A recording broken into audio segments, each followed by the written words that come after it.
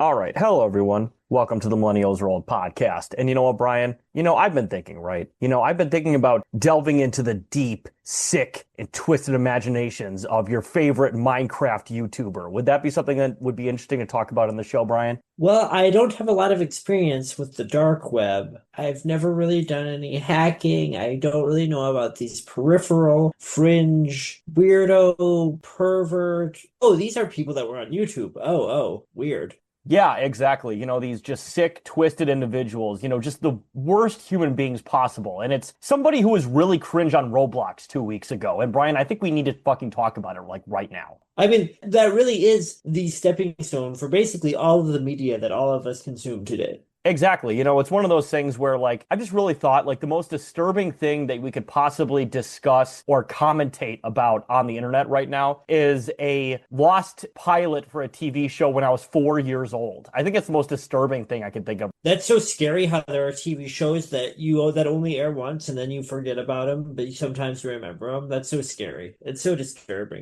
To be honest, Brian, I'm surprised we're not just talking about this right now and there's a fucking background with like blood and guts on it and like the fucking like Squidward's dead meme, like fucking I think that'd be deep too fried meme disturbing for format. our audience. So goddamn disturbing. But we talk about commentating, right, Brian? I think this week you had the idea of talking about commentary YouTubers and commentary channels on YouTube who discuss the Yes. most important, relevant things. Like, once again, talking about a cringe Roblox YouTuber or a shitty fucking pilot of a TV show when you were 4 fucking years old that nobody gave a fuck about, but then now they're gonna make a shitty, like, creepy pasta about it, basically. It's such a weird thing, right? Because I'm being genuine when I say this led to basically all of the content, and not just online, but maybe even on television that a lot of us consume now, right? And it's ostensibly this thing of like, we're going to talk about society, but it almost immediately, and this wasn't really my scene, like in the late 2000s, early 2010s online, I was kind of adjacent to it, but I wasn't really actively watching it, and I was, tangentially aware of it. But it kind of seems like it began as this thing of like, oh, we're this group of people who are giving ourselves a platform on early YouTube to talk about, kind of edgy, difficult topics, and it almost immediately devolves into like the most insane drama. That was always my perception of it. No, it's just incredibly petty drama. So let's get into our subject this week, which is once again commentary YouTubers. But before we get into our subject, Brian, let's bring back our segment, Cringe Generational Cringe Millennial Moment of the Week. Cringe generational murderous pedophile of the week. Holy shit. Woo! Yeah! Or no. Yeah, I don't know if we're gonna Now, woo that one.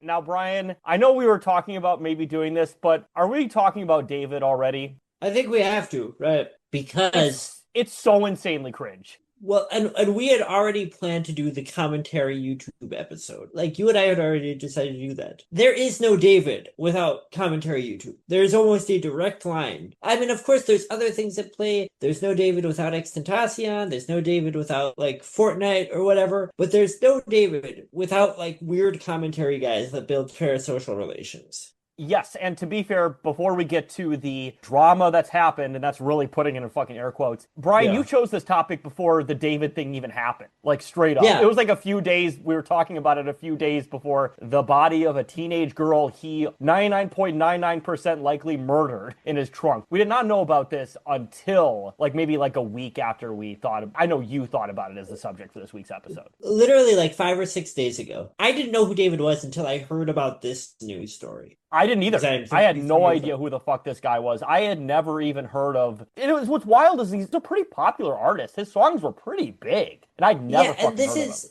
and not to sound like an old guy trying not to. I keep up with what goes on in like alternative music and hip hop. I think, and this isn't the important part, but it's kind of what's of importance. I think to us is like what he was as like a personality and as a quote unquote artist, right? It seems like his niche was so tied to like young teenagers, right? Because it's so tied to like Fortnite. Like he started out as a Fortnite streamer and then became an artist, but he was kind of a huge artist. He was in like the top 30 artists on Spotify, like pretty regularly. And that's the thing, though, right? Is that, like, that's the death of monoculture, essentially. Like, if this was somebody 25 years ago, we all would have known who the fuck David was. But because Yeah. everybody's in their own little niche, somebody can be literally, yeah, in the top 30 on Spotify, get 30 million regular listeners, and both you and I have never heard of him. Yeah, even other people in his age demographic, like he's pretty famous, but his music's pretty niche. It's a thing that people who are younger than us call alternative. I wouldn't really call it that. It's kind of like indie rock and R&B. It's R&B except for the dude can't really sing like that, you know? And it's got these kind of wistful indie guitars. Every song kind of sounds the same. It's very niche. It's very much for like very young, depressed teenagers, I think. It's, Yes. we talked about Extentacion in the past. It's kind of like someone took a very small slice of what Extentacion did musically and made that their whole deal. It's these mumbly indie rock singer-songwriter things, and all of the songs are about being obsessed with a 12-year-old girl.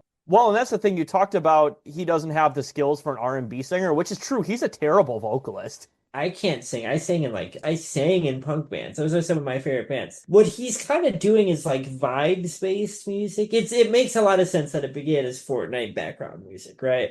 Yes, and that's the thing is that when I learned why this guy got into music in the first place, so yeah, he was a Fortnite streamer and he kept getting his videos copyright claimed, and his mom was like, why don't you just make music for your fucking Fortnite streams? So it's one of those things, and we've talked about it on messaging back and forth with more details of the case, which we'll get into the details in just a moment. But basically, it's an afterthought. His music was an afterthought, like, oh, I'm going to use this as a mechanism for my Fortnite streams, and for whatever reason, his really mid music became much bigger than his Fortnite streams. And for whatever reason, he just became a gigantic artist for a couple of years before he decided to murder a 13-year-old girl he was raping and kidnapping. Yeah, and well, that whole story is crazy too. And by the time this episode that we're doing airs, I'm sure there will be so many more details. I hope he gets arrested by then, to be honest. I mean, they've got to have him by then, right? I can't imagine he's like not under extreme surveillance. Oh, yeah, no, straight up. I mean, I saw on the subreddit, because the subreddit's been following pretty closely on everything, because, fun fact, Brian, the only moderator on his subreddit is him. He's the moderator on his own subreddit.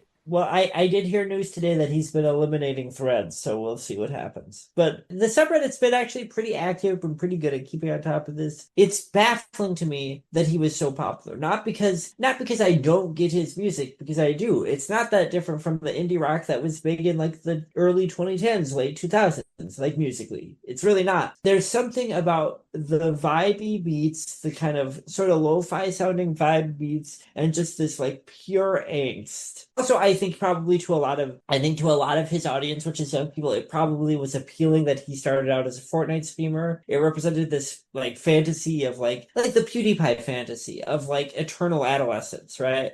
Yes, essentially, it's eternal adolescence, and his music in general had very adolescent themes to them in ways that he was trying to, I think, maybe articulate more of a, like, permanence, I guess, in the meaning of his music, but it still comes across as incredibly adolescent. Like, his quote-unquote romance songs are all incredibly juvenile. His violent songs where he does, like, this quasi-R&B horrorcore, it's still incredibly juvenile. And, of course, a lot of horrorcore is, I would say, kind of inherently juvenile. But for him, it's like a 12-year-old being like, I'm edgy, I'm going to talk about murdering people. The difference between David and what you or I would call horrorcore, which I think we both agree is like some pretty cool music. The difference is that stuff is kind of tough sounding and it's kind of funny. It's one or the other. Isham and the Memphis guys, the 3-6 Mafia guys, and Maniac and that whole thing, those are guys that like grew up in poverty, like they're from the streets, and they're kind of channeling that misdirection into like the horror themes and the murder stuff. It's still misogynistic, it's still unpleasant, but it's like coming from somewhere. David's thing literally seems to be, if you haven't been following this case, I need to make clear how much I'm not exaggerating. He was a streamer who made some background music that got popular, and he became obsessed with an 11-year-old fan of his, and that became like his obsession through all of his songs.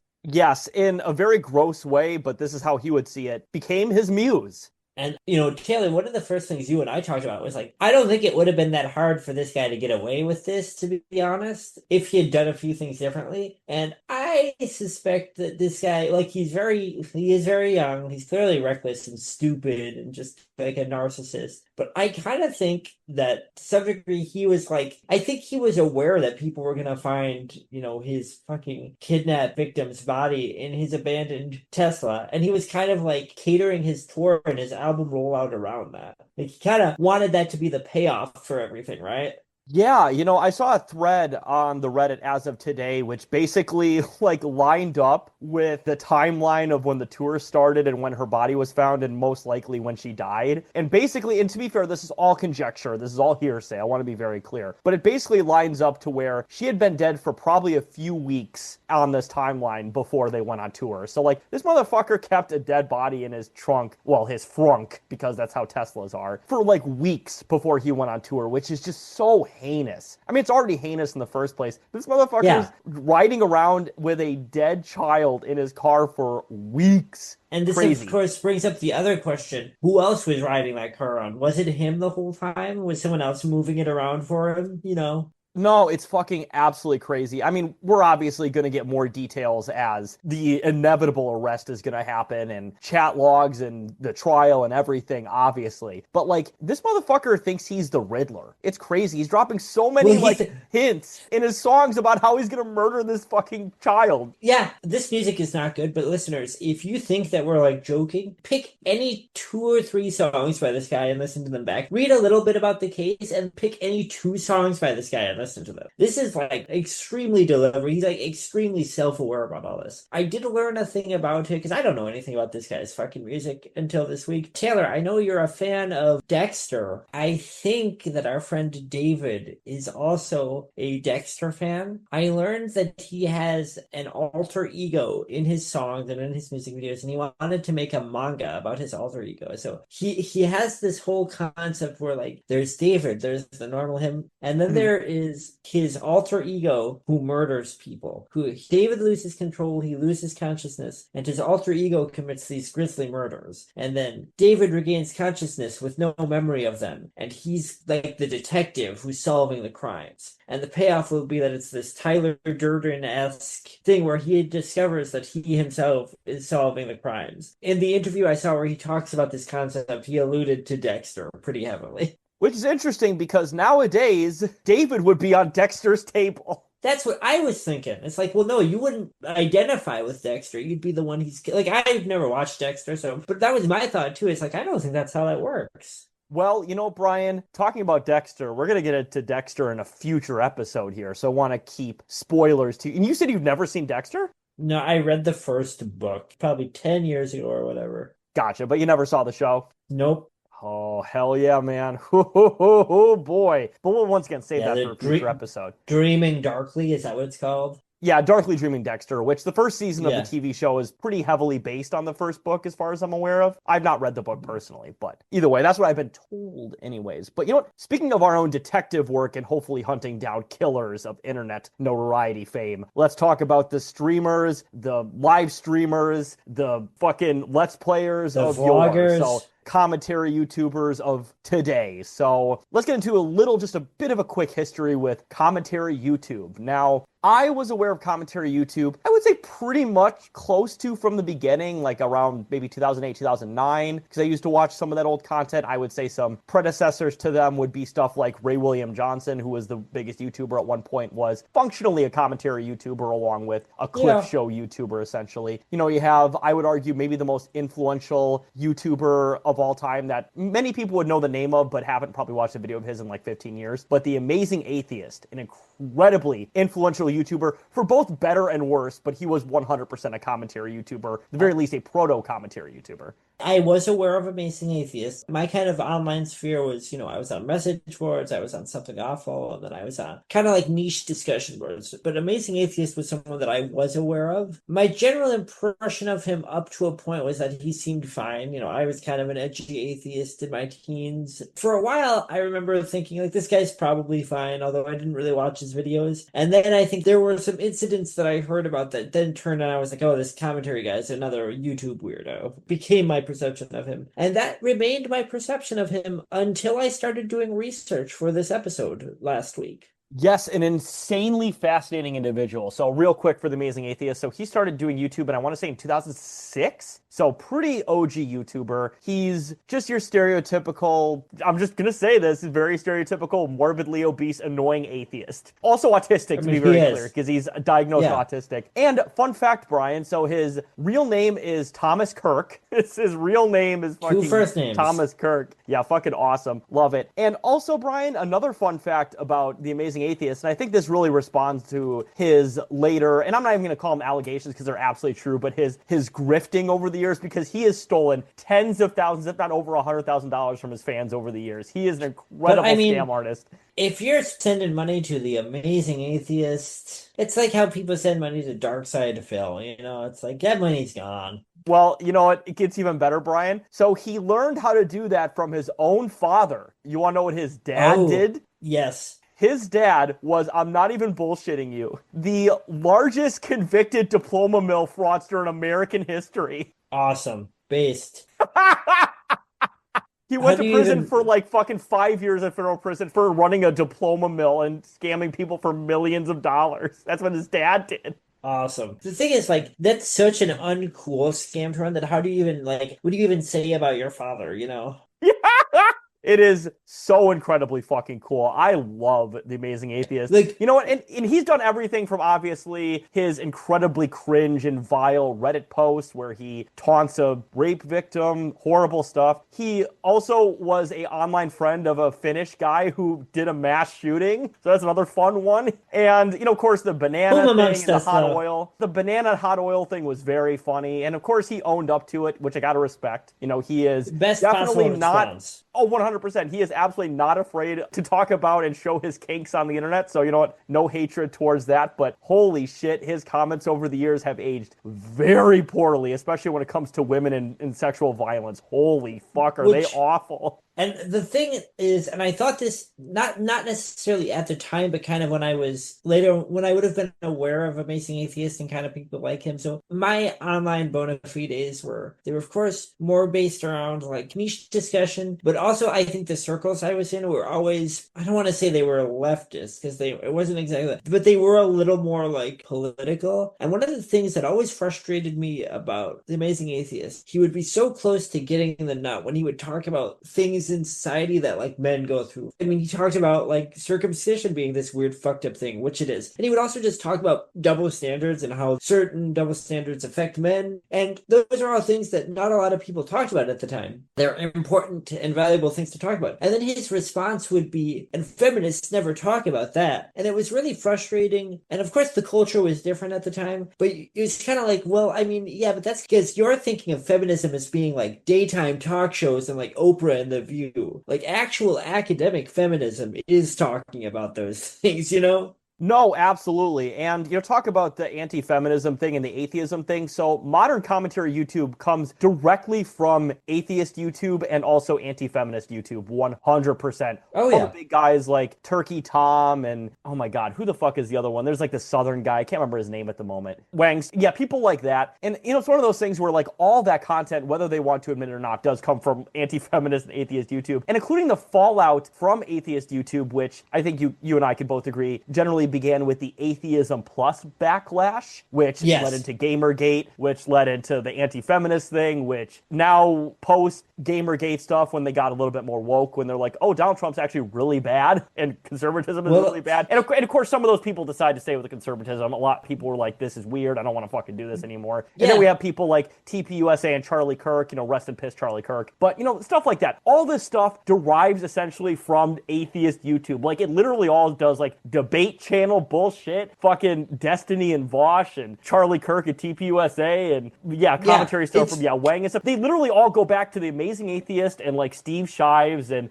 all these fucking people. Like, they all come from atheist YouTube. It's crazy. That was the thing with looking at these guys, right? Is their whole appeal, I think, to a lot of people is that they said things, I hate to use this expression, they said things that a lot of people were thinking. And that's not to say they were always or even a majority of the time were right, but they were like, they looked to be like normal guys who had a platform on this newish website and they were just speaking their mind. And that was very appealing. It's very appealing, let's just say, to a lot of people, but to like young white men, it's very appealing. But from there, you get this thing of like this whole culture, this whole ecosystem around it, because their whole bit, and we're not necessarily talking about The Amazing Atheist here, but even going to like kind of in the 2010s, these weird people like fucking Leafy and Lieutenant Corbus, who I was aware of at the time because we used to watch her videos on Something Awful and be like, what the fuck is this? And like I was convinced that she was like being groomed by her parents to make YouTube videos. So like it's all about confrontation, right? It's all about being the edgiest person and it's all about being the truth teller. And what ultimately happens is that has to lead to a breakdown and that has to lead to feuds because you have to be more of a truth teller than the other guy.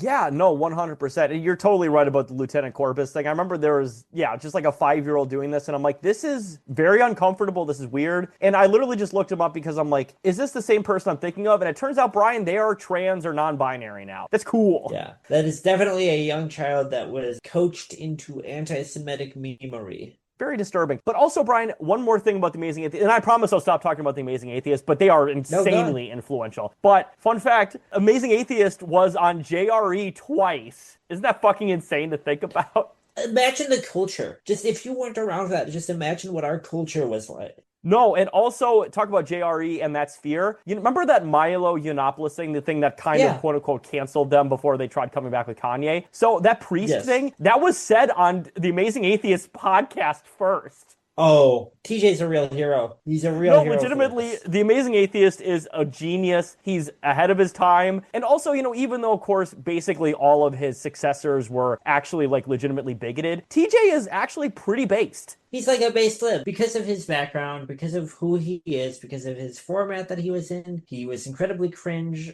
for a long time. I'm willing to bet he's still probably pretty cringe. He's probably aware of that. That's an earlier time online, and just being a hardline anti-Christian, right, atheist, and having this allegiance, I guess I don't want to say to science, because that's what these guys always say, and I don't really think they know as much about science as they think. But having this opposition to like Bush-era Christian conservatism, it got you firmly slotted on the left liberal side. That's sort of like the Overton window kind of shifted, and I'm even willing to consider that it shifted because of people that came after Amazing Atheist, the other kind of edgy commentary guys. But that's a lib. Overall, as he's aged, has pretty good opinions. I would still wager that there's probably in 2025 better sources to get media analysis from, but it seems like that guy has had a good level of self-awareness and has kind of chilled out a little bit and found a pretty good spot for himself. No, absolutely, yeah. It's one of those things where I actually tried watching some of his videos recently and I was mostly bored by them, but I'm also somebody who's watching them at 32 instead of 17, so obviously things change. Right. New Amazing Atheist experiences, and I'm just like, oh, he's still at it. He's still doing his fucking thing that he became famous for. And as you can imagine, his videos aren't doing so hot these days. He has nearly 1 million subscribers, but he has a really hard time cracking more than maybe 10,000 views a video. Yeah, he's probably got a few thousand guys that watch every video that grew up with him, and I mean, I don't think that's still the worst niche to have,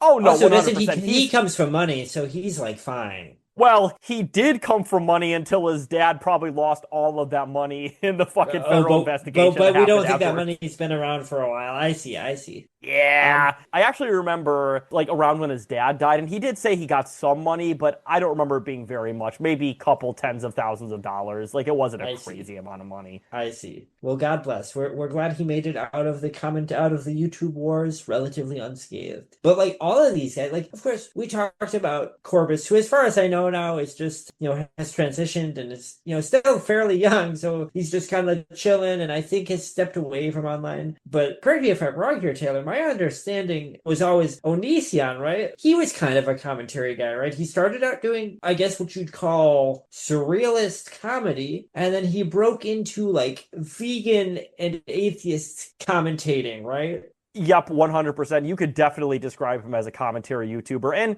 he did dip his toes into the atheist thing because, of course, that was just the zeitgeist at the time. If you're ranting on YouTube, you were either a Christian or an atheist. There was no in between. His thing was veganism, right? Yep, his thing was veganism, vegetarianism, just in general animal welfare, and it's horrible to think about that now because he's a narcissist, animal and people and child abuser at the same time. Yeah. So Well, I not revisited because I didn't really grow up with these guys. I watched a little sprinkling of some of the later edgelord commentary guys. I watched like some content cop shit, which actually I always thought that guy was kind of funny back in the day, but I was like, oof, this is rough. But then I mostly was like, I want to learn about Amazing Atheist and Onision because these seem like these two polar extremes that exemplify all of the weirdness of this time. And they both got like weirdly popular. And now they're just stuck in this stasis for very different reasons, you know. which is true because, of course, Onision was very much of the quote unquote health variety, veganism, vegetarianism, that militant level. And The Amazing Atheist was basically the total opposite, just total gluttony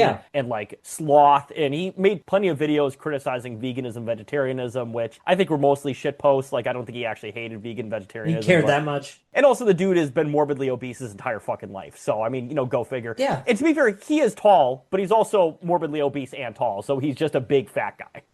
Well, I would watch these big compilations of both of them. One of the things that I found when Onision talks about animal rights or animal welfare, or he doesn't really, to be clear, he doesn't really talk about animal welfare. He talks about veganism and vegetarianism. The way he talks about, even when he talks about factory farming, even when he talks about kind of American animal consumption, it's very depoliticized, right? Because, that's not my number one issue. It's not really a thing I know much about, but I've always thought of that as being something that's tied to either anarchist or esoteric Marxist kind of thing. You know what I mean? In kind of the spheres that I've always been around online, that's what all of the animal liberation stuff is due to. For Onision, it's not really about that. It's kind of just you're so bad for eating animals, and the fact that you're eating animals, you're such an evil little piggy. He doesn't seem to like animals that much, and he doesn't seem to have much understanding of the function that factory farming and the consumption of animals serves in capital, and he doesn't seem particularly interested in that. He just wants to berate his audience for eating meat. Yep, it is 100% about feeling superior. That is the whole thing. It's his need to feel superior over people that he considers lesser. That's 100% what it is. And to be clear, he talked about the, Marxist analysis and the anarchist analysis, which of course that is the vast majority, especially of veganism. But there are definitely just fucking vegans who just want to look down on somebody that they think of as living a less healthy lifestyle or committing, more violence and more degradation to the world than they consider. Even though I do generally agree with that when it comes to meat eating. Although I'm not moralist about it. I understand I still live in a fucking first world capitalist society. I mean, I just took a 9-hour flight halfway across the world and I'm like, ooh, I should recycle more. You're gonna undo all of the pollution done by that flight. The thing with Onision too, and this of course, who should get out of the way, much like David, a frightening sexual predator. Actually a scary guy. One of the things that for a long time though, was he kind of, I guess compared to other YouTube commentary guys, was he kind of pretty? Because to me I find him very unsettling just to look at. Even when he was very young, his mannerisms feel very unnatural. But he did have borderline had a cult of young women for a time. He had the look, especially in the hair and the face and the physique. He had the groomer style. He 100% did. He had the fucking Bieber cut forever. Yeah. He was fit. He had the mannerisms of also random monkey cheese guy. His whole shtick is picking up 14-year-olds. That's what he's trying to fucking do. He is the cringe lord whose whole thing is oh, I'm so sensitive and I'm so good and I'm so fit. Look at me, pretty girls. Don't you like me? Haha, so random. Look at my spork. And that is the groomer mentality to get fucking 14 and 15-year-olds. Absolutely. And it's the other thing with all these guys that we can't reiterate enough is these are guys that ostensibly their whole deal is we're speaking truth to power. We're independent commentary people. We're using this public platform. We're speaking our truth. And how long does it take? Obviously, we've determined that we like TJ, right? But we don't like Onision. And there's this vast wealth of people that we overall do not like. But what is it about it that makes it become immediately so insular? You would think if let's say I'm Onision. I want to talk about animal rights. Let's just take it at face value. I want to talk about animal rights. I want to talk about all the bullshit in the world. I want to talk about relationships. And I immediately go insane. And I start having all of these feuds. Now, we understand why that happens to Onision, because he's a psychopath, allegedly. But that seems to happen to all of these guys, right? They're I'm going to talk about society, and they can't stick to it. They all kind of go insane. No, absolutely. All right. And you know what? I think that actually brings us to the modern era of commentary YouTube. Because, of course, we talked about how it started off with trying to speak power to the world and try to speak your own truth to your audience, but it turned into like a narcissistic fucking cult of personality. And I think that leads perfectly into the modern era of commentary YouTube, which is the streamer era of YouTube. So, of course, that includes people like Destiny and Hassan and Vosh and Charlie, Penguin Zero, and all these fucking individuals, the far right ones, the liberals, the leftist ones, etc. And once again, I think all those can, of course, go back to the Amazing Atheist and Onision and to the Gamergate era, etc. But I think we need to talk about these people because these people are, I would say, 201, even the ones that you and I agree with, are mostly insufferable jackasses, right? You know, people tell me like, oh, you might not hate Vosh that much if you watch him. Every time I watch him talk, I'm like, you don't understand. This is as different from what I believe in a different way as like a Republican. Yeah, no, I fucking think so too. Absolutely. Yeah. And, you know, with the streamer era, like I said, I don't watch the vast majority of these people even tangentially because I just find their commentary to be so inane and uninteresting. But it seemingly speaks to a lot of people, particularly in the generation younger than us. Like, it seems to a lot. Even people our age who are maybe not quite as online. Like I have some of my good friends are like they watch like debate streamers and things, and I was just like I don't see the appeal informationally, like informatively, but I don't see the entertainment value. But there's something about the debate streamer thing that for a lot of people, I would say this is probably overall bad. That seems like for some people that's the thing that pulled them out of like Paul and like Gamergate and shit, pulled them towards like sort of a basic left liberal politic, which is insane to me. But for a lot of people, that's what did it. Yeah, it's fucking wild. So, you know, I mentioned some of them like Hassan and Destiny and Vosh and stuff like that. Do you think there is a scale of insufferability? Because, I mean, I would say that the Destinies of the world are the most insufferable because, of course, they are the ones who advocate for genocide and killing of your political opponents and also just pedophilia, which Destiny had a recent pedophilia scandal that everybody seemed to have forgotten about. I don't watch any of these guys, and I know Hassan seems all right, right? He's like a social democrat or whatever, you know, he's like a DSA guy. That's my understanding of him. He's done stuff with Felix from Chapo, who of course has done stuff I think is cool. Got no problem with that guy. You know, I would say his politics aren't the same as mine. I did watch a Hassan stream once. He actually did a reading of Xi Jinping's book, and the way he handled it was, I thought, pretty even-handed, pretty interesting stream. So I have watched a Hassan stream. To me, Destiny and Vosh are the same. When people say Destiny's bad but Vosh is good, I see both of those guys. I hear the way they talk. I hear the things they say. It's almost the same. Yeah, there's really no difference. I mean, obviously, I haven't cared about either of these individuals. I mean, ever, really. I just hear about their scandals tangentially. But at the same time, yeah, I mean, you're essentially arguing with other autistic 14-year-olds. Oftentimes, they're like, well, I was a Nazi a year ago, but now I'm a communist, so I've had a real trajectory. It's like, no, you're just growing up. You're just a dumb child. Yeah. Also, like, if you were, like, it's literally there, it's not uncommon to see, like, I was, and I hate the fucking phrase alt-right. First of all, because it's antiquated. It's like 12 years old now. Like, it's done. It's not the alternative right anymore. It's just the right. But also, like, just as, you know, it just always was just the right. But it's so funny to be like, oh, I was like an edgy, like, 4chan, like, Nazi. And now I'm talking about, yeah, like you said, like, I'm talking about Marxism, Leninism. And it's like, okay, why? It's cool that you've made that change, but, like, why do you feel like you are equipped to talk about that? Because like Taylor, you and I don't really talk about politics, right? We talk about like media, but like, and I know part of that's just being young and being excited and being a new convert, but there's something about this streaming thing that it rewards having a big personality and it rewards talking like an authority. And in that way, that's the thing it directly picked up from the commentary YouTuber, right? Is that if you show up on stream and you talk really aggressively and really authoritatively, especially if you're a little bit funny or if, you know, some people might think you're funny, that'll get you a long way. That's really all you need.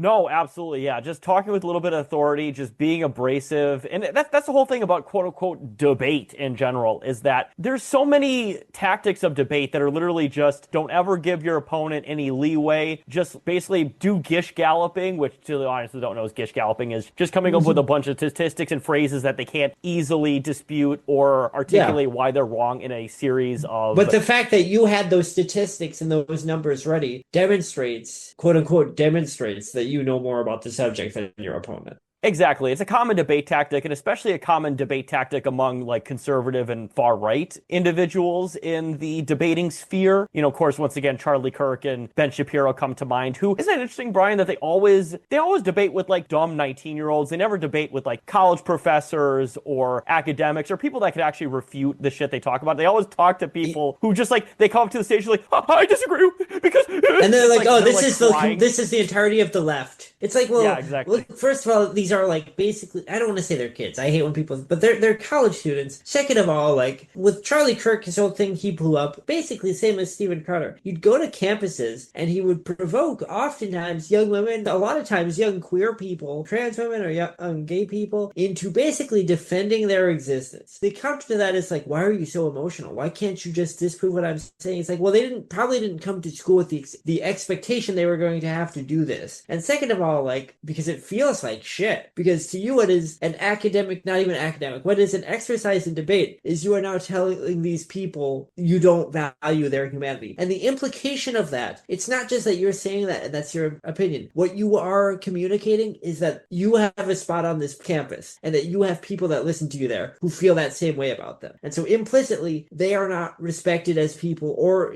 probably even safe there as long as you're there. That's what you're communicating, and that's why they're emotional about it. They got on a little bit of a tangent there, but we've seen so much of this bullshit since fucking Kirk died, and it's so fucking stupid. And No, it's absolutely fucking ridiculous. The fallout from the Charlie Kirk killing has been 99% stupid. I mean, obviously the people that say the things that are objectively true, like he stoked the same hatred that led to his death, that's 100% fucking true. Basically, his entire public life was upholding the very thing that led to his death. So I don't fucking feel bad he died. I mean, of course I feel bad for the people in his life, like his family and friends and shit. But like, to the people who are like his fans, they can go fuck yourself. I don't give a shit. Go fuck yourself. Also, there's a million other fucking Charlie Kirks out there. Just pluck the next one out of a line. Don't be some guy that looks and talks exactly like him. You'll be fine. Yeah, you can find Age of Consent Goku 1488, who's going to be the next fucking conservative political streamer you can jack off to. Yeah, make him shave his face and comb his hair back, and you got him. Make sure his face gets smaller each day.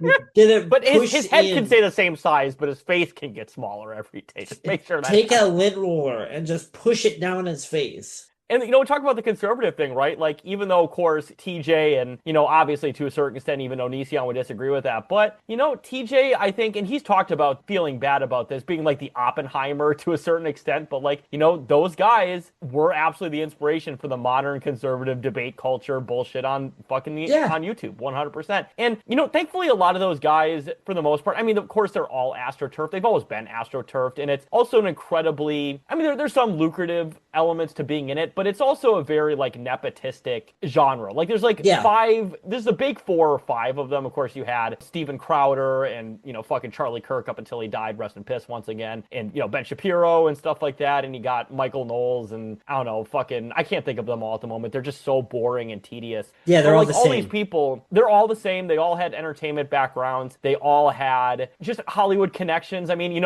another casualty of art that I won't ever watch again, but Adam Green was a big backer of Daily Wire when that first stuff started. Doesn't that suck? That is such an ad-lib ass fucking thing. I would have never expected him to be like the guy who helped get the Daily Wire off the ground. I just would have never expected that in a million years. Not to say that like Adam Green has like distinct politics or anything like that, but like that guy, the guy who made the Hatchet movies. Yeah, I know. That Hatchet guy, the Chillerama guy. Yeah, one of the guys in the fucking Avatar movies, like one of the fucking side characters, one of the comic relief characters was responsible for the Daily Wire. Yeah. When you look at the state of YouTube now, so you have, of course, your direct descendants of the commentary guys. Like you had mentioned, you've got people like Turkey Tom, I think Elvis the Alien, who's a little bit older, Gamer from Mars, The Right Opinion. These are all guys who basically, they do commentary, but it's kind of like they would have grown up, a lot of them, watching these original commentary guys and would be aware of them. And they do kind of a cleaner, more produced version of commentary where they say, I'm going to tell you my opinion on this person online. But it's a little bit more, because you have to be on YouTube now to be successful. It's a little more streamlined. They usually have editors that they hire independently. But it is basically the commentary thing.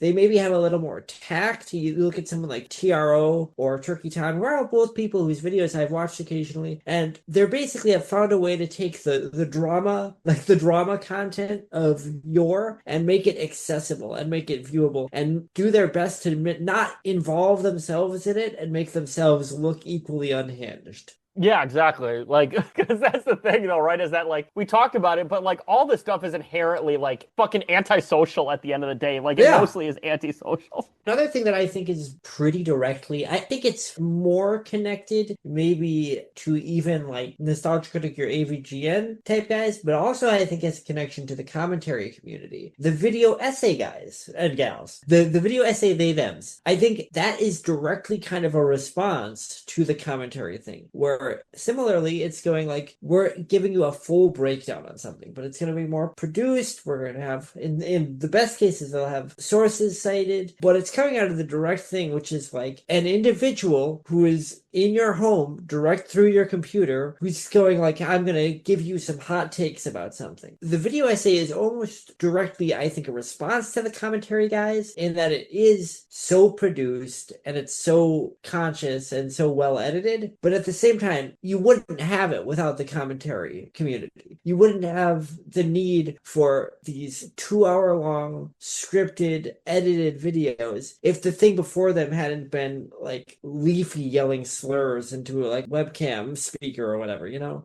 Yeah, exactly. It's a wild fucking thing to think that in the year of our Lord 2025 that, yeah, once again, something that was pioneered 20 years ago is still going strong, but just in a much more curated way with, editors and, 4K filming equipment. But it's still just as, like, low effort content for the most part. It's just got this veneer of, like, quality to it. Whereas, back in the day, The Amazing Atheist would, on his fucking potato quality camera, talk about, like, just talking about how, like, rape victims deserved it or whatever. But nowadays, whatever popped into his head. That's what we're talking about today. Yeah, but nowadays it's like, hey, let's talk about this fucking cringe wool cow. And they have, once again, these like solid transitions and editing and 4K cameras and shit. But it's essentially just as lowbrow as it was before. Yeah, and the thing with that too is at the center of the commentary, the archetypical commentary YouTuber, and this is a thing that maybe we weren't all as aware of as we should have been at the time. The thing that centers around, right, is the parasocial relationship. That's the constant through all of these. It's that when you watch a commentary YouTuber,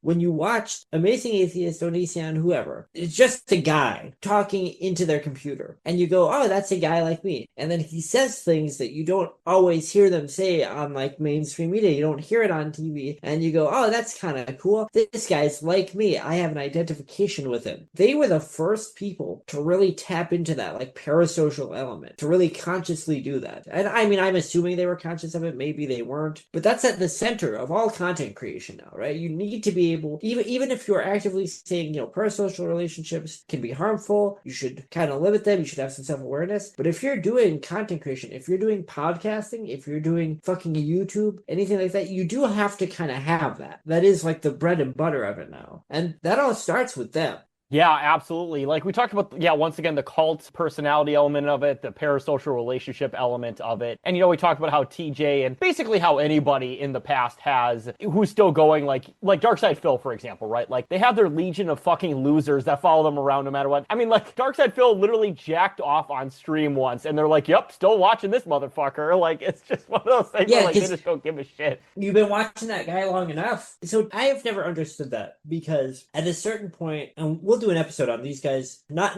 in the near future, but eventually. Every once in a while, Taylor, and you might remember this about me, I was really into Retsupre. And occasionally, I will try to revisit old Retsupre videos. And it feels so weird. If I listen to an album from the late 2000s, early 2010s, if I watch a movie from that time, I think this is still a good movie. I still think Retsupre are funny. I still think they're cool, smart guys. I still enjoy what I'm doing. But I think this is a thing where it makes me feel so aware of the passage of time. And I just think if you are watching Darkside Phil now, so that's also why all the other things aside, the reason I don't watch new AVGN now is because I feel the moment has passed, right? The moment in my life for that has passed. Yeah, exactly. And, obviously, good for Darkside Phil to a certain extent. I mean, definitely still good for AVGN because he's, getting his bag and he's taking care of his family. Yeah, good for him. We love him. But, like, all these guys are literally just keeping their career to get a paycheck. Like, there's no real passion in it for them anymore. And you can very clearly, I mean, to be fair, Darkside Phil has not had passion in it for pretty much his entire existence of him fucking playing video games.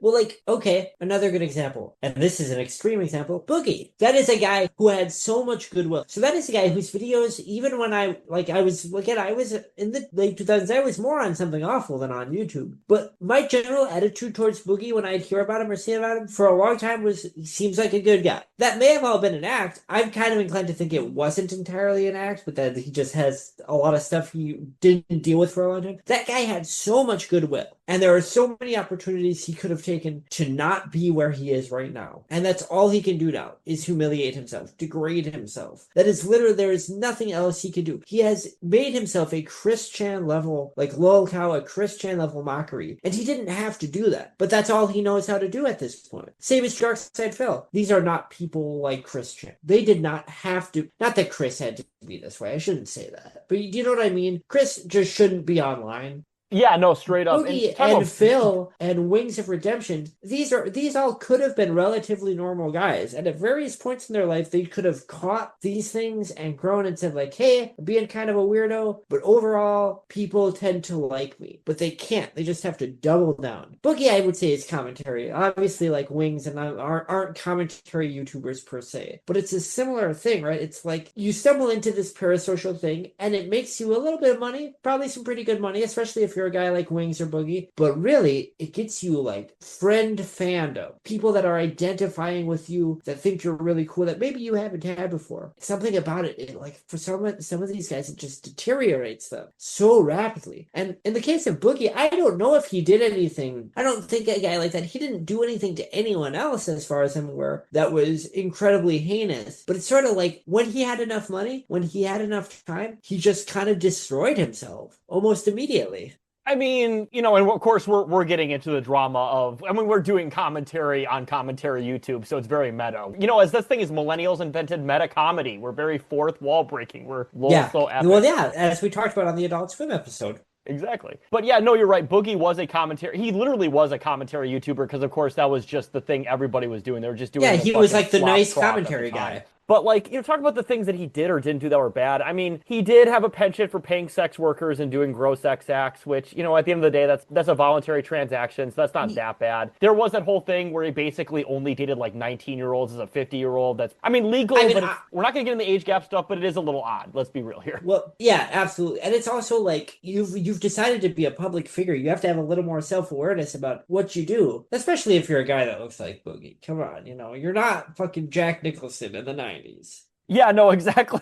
You're not Leonardo DiCaprio like 2001 or whatever. Like, right. You can't get away with that shit. And even then, of course, online parasocial freaks will criticize Leonardo DiCaprio for dating a woman who has been an adult for half her life at that point. Or whatever. But what the fuck ever, right? But like at the same time, it's one of those things where, yeah, it's weird. It's off-putting. There was also that thing where, and to be fair, that person stalked him first, but he did shoot a gun in the air to like. I felt when I learned about that, and I feel like I'm coming off more pro Boogie than I should or than I want to. But my understanding, look, I'm not a gun guy. I kind of felt like, given the amount of like harassment he had gotten by that point of his life, I felt like he was more or less in his rights to fire that gun in the air. Well, the only thing I think is that he should have shot at him instead of in the air, because that would have caused like collateral damage. Yeah, well, if he shot at the guy, it'd be castle doctrine, and he could say it was self-defense. Because he shot in the air, it becomes like a neighborhood nuisance issue. Exactly, and he's from fucking Arkansas. He'd be fine. It's like that in Texas and Florida are like the states where you could just do that and get away with it. He should have just did that, to be honest. But, once again, we're talking about the parasocial thing, right? I did want to bring it back to the streamer thing, too, because, of course, those are the king shits of commentary, right? But, like, just like with Boogie and just like all these things, these people create these parasocial connections where they get these insular little communities, and then shit like the stuff that happened with Destiny and the stuff that happened with,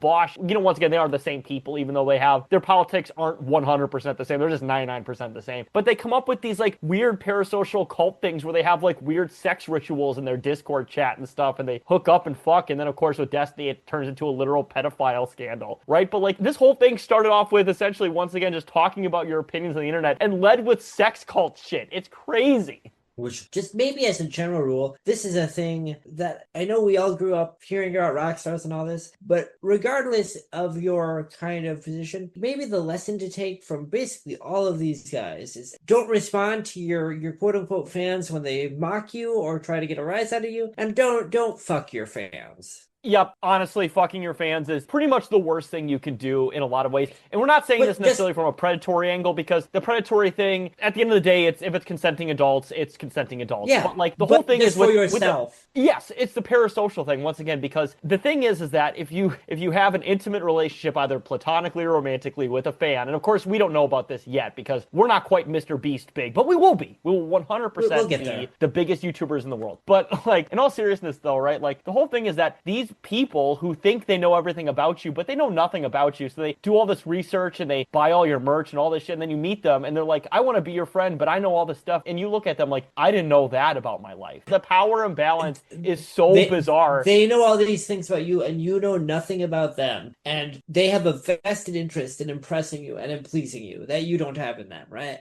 Exactly. So it's one of those things where like, yeah, just never fuck your fans. You might even be like good friends. You might even be in a business relationship, but never fuck your fans for the most part. Yeah, I just think it pretty much never works. And then, that's the thing though, right? Is that talk about this is the power imbalance thing where it literally leads to crime stuff, like I said, with Destiny, right? And, to be fair, there were other people who did. Yes, with David, once again. And I was trying to think there was another person who did commentary. Well, Mr. Beast was originally a commentary YouTuber as well. Like that was his whole thing, was fucking talking about events and just being a boring YouTuber. And of course he is a boring YouTuber, but in a much more, I would say, existentially disturbing way, in the banality of his evil. Because he does quote unquote good things, but there is an essential banality of evil that exists with him. Particularly the thing where like, I did this thing that governments won't do. And it's like, why is a cringe YouTuber solving a societal issue that national governments have decided that they're not going to do? Why are you able to do that? You should not have the resources to be able to do that. It's really existentially disturbing. It's not even necessarily, once again, Mr. Beast's inherent fault, but he is exposing an inherent inequity and disparity that exists in taking care of things in the world. Like, that's just what he's doing. Yeah, just like a private individual, a fucking YouTuber, should not be the one dealing with that. Should not be the one doing like water recycling programs and things like that. That's insane. Yeah, literally curing people's blindness. That was a YouTube video. He cured 1,000 people's blindness. And it's like, why is this cringe YouTuber doing this?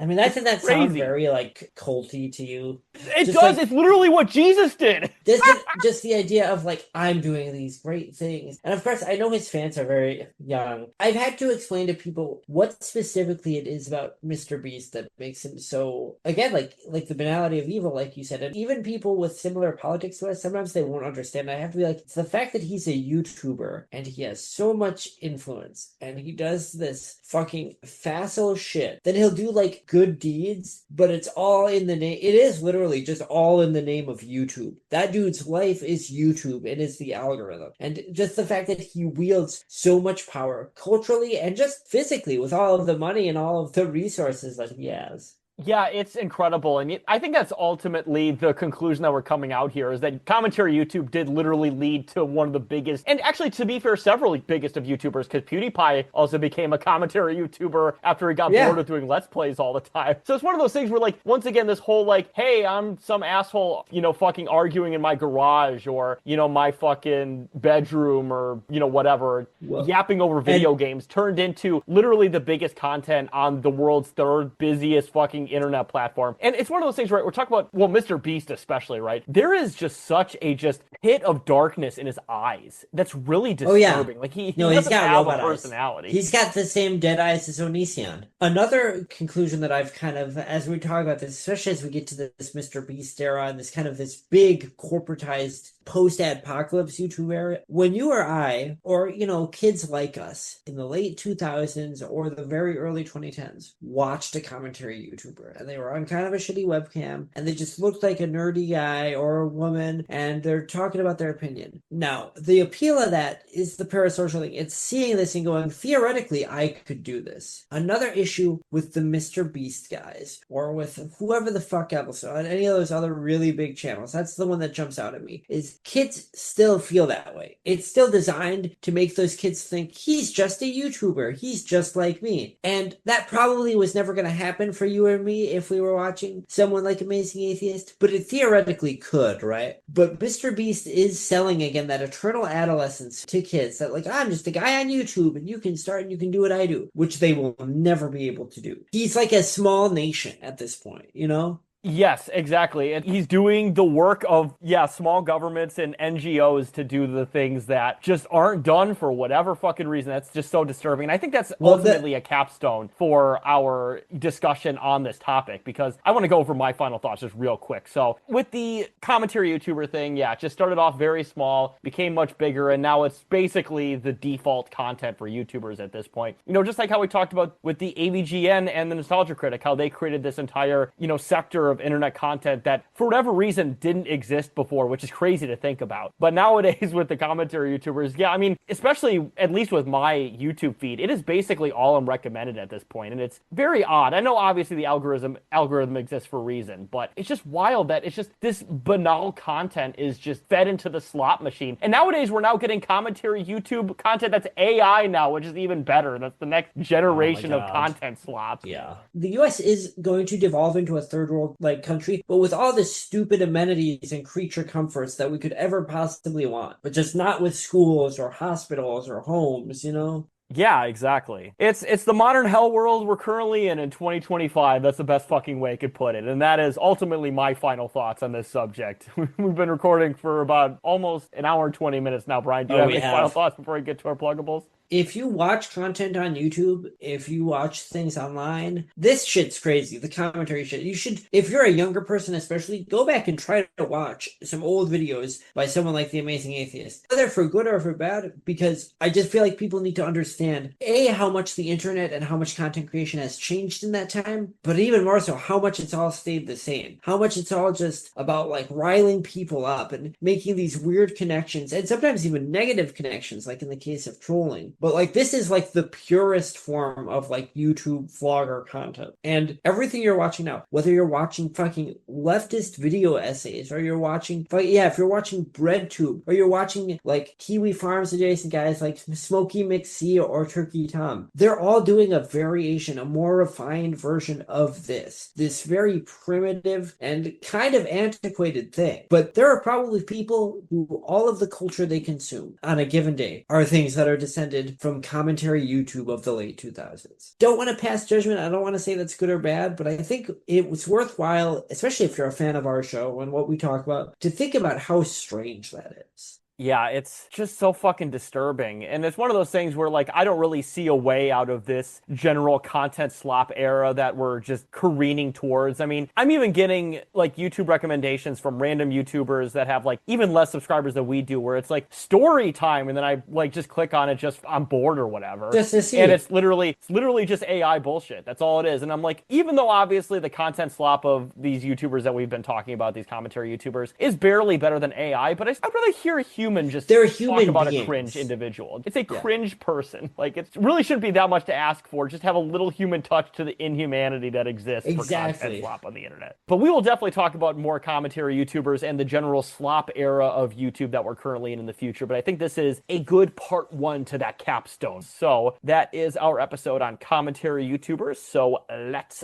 get into our pluggables. So you can follow me at Carlos Chantor on Twitter.com. And as well, please subscribe and follow us on both our YouTube and our Spotify channels, where we are uploading every episode simultaneously to both platforms. And as well as always, please donate to the Lucifer and the Father campaign. Of course, our good friends Scott, Sean, and Robert are creating a fantastic series. Last time I checked, they're about a quarter to a third of the way through their funding goal. So, they need more of our moral and financial support to continue to get their series off the ground. Now, Brian, I believe you have some updates about Lucifer and the Father. Is that correct? Yeah, so I am pretty regularly in contact with Scott. We just message back and forth here and there. They do have their cast now. They're going to be filming, and let me pull the message up and make sure I get this right. Or they're going to start doing sets, set scouting. Well, they have all their sets. They have all their cast. I think it's the end of October. They are going to start like direct production of the film. All right, hell yeah. Can't wait to see it. Honestly, we are so excited. We're so happy for Scott, Sean, and Robert and all the cast and crew that are involved in the series. Like, legitimately, we've been through so much with them, trying to give them our support and watching all the ups and downs of this production. And again, it's a very ambitious production, so we're very excited to see it.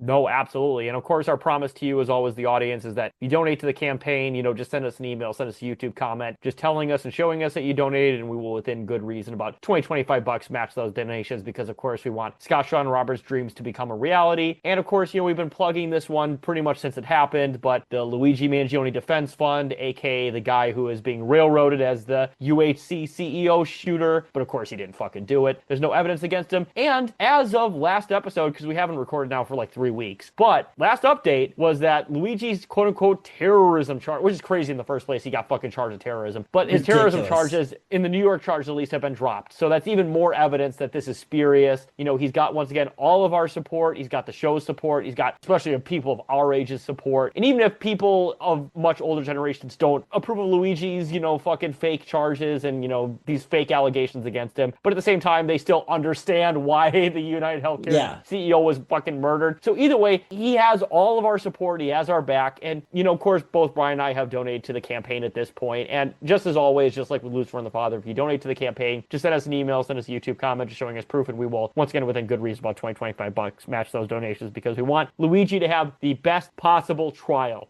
Of course, these are positive developments, but this is in no way or shape is this the end. They're running him through a whole gauntlet. Any financial support we can give Luigi, anything we can give will help. But again, we say this every week. If you can't give monetary support, just making clear that you stand in solidarity with this guy who's being railroaded by the Trump administration, by the healthcare industry, because they need to put this on someone. They need to make a message about the shooting and also about the solidarity that we've all shown to Luigi. That is really what has them so dedicated about this. They cannot stand the level of support and solidarity that an innocent man is getting for this alleged crime. Exactly. They're railroading a young man who, by all accounts, was loved basically by everyone, and who had a mental health crisis and was traveling the country, and they just picked him up at a random McDonald's because they needed to fucking nail some charges against a completely innocent individual. Like, that's basically what my theory is at this fucking point. Yeah. Like, seriously. No, that's absolutely what it was. They were under a lot of pressure. The shooting happened. And of course, anytime anything happens with someone like our United Healthcare CEO, there's a lot of pressure on the feds and on the police to handle it. They get some call from some dumbass at a McDonald's, and I think he's here, and they swoop in and they grab him.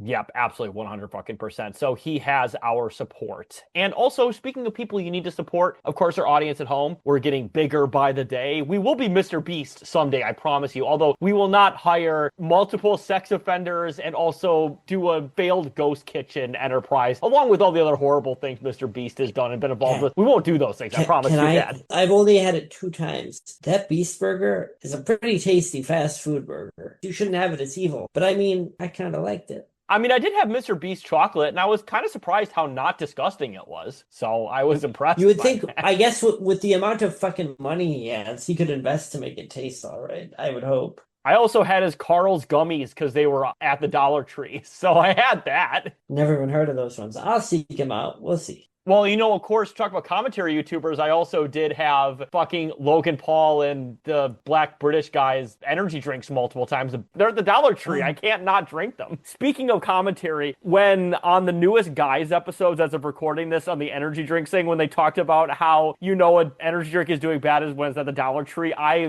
burst out laughing because that's the only time I buy energy drinks is at the Dollar Tree. Yeah, that's why sometimes I started seeing last year iced tea Bang energy drink there. And I was so upset. But speaking of people you should bang once again, so of course we have a Patreon, so please subscribe and donate to our Patreon today. Of course we have multiple tiers. The one we've been plugging the vast majority of the time is the $5 tier, which is you get every episode 48 hours early, because we always say the first 48 hours are the most important.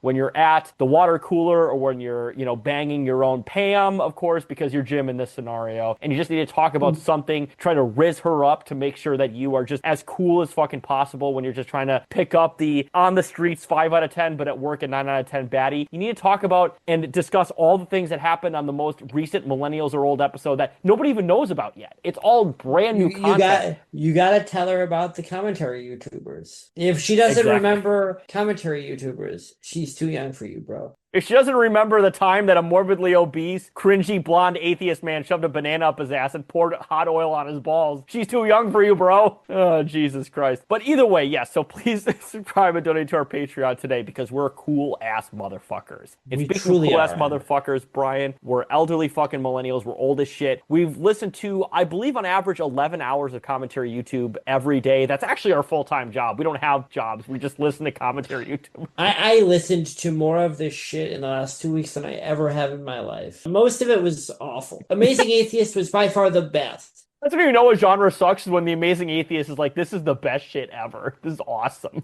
Truly. But God bless him. He's grown a lot, and we wish nothing but the best for him. If he wants to come on the show, we welcome him. Exactly. So we've clocked in our 11 hours of commentary YouTube, and now we're going to clock out by going to bed because we're fucking old as shit. So have a good night, everybody. Sleep tight, and try not to comment on your sleep patterns and talk about how cringy it is in your sleep. Have a good night, everybody.